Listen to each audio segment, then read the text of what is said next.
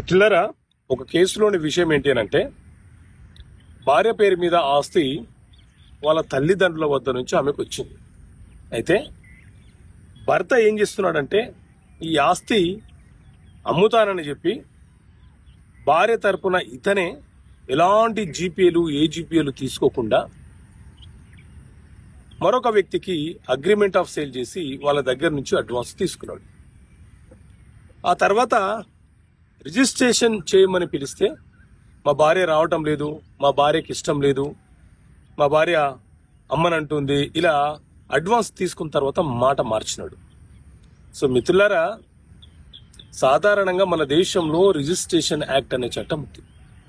ఈ registration act చట్టం ప్రకారంగా ఎవరైతే భూమికి హక్కుదారులు ఉంటారో వాళ్ళు మాత్రమే ఆ భూమి మీద అమ్మకాలు కొనుగోలు చేయడానికి, గిఫ్ట్ డీడ్ రిజిస్ట్రేషన్ చేయడానికి, వీలునామా రాయడానికి, ఏజీపీఏ ఇవ్వడానికి అధికారాన్ని కలిగి ఉంటారు.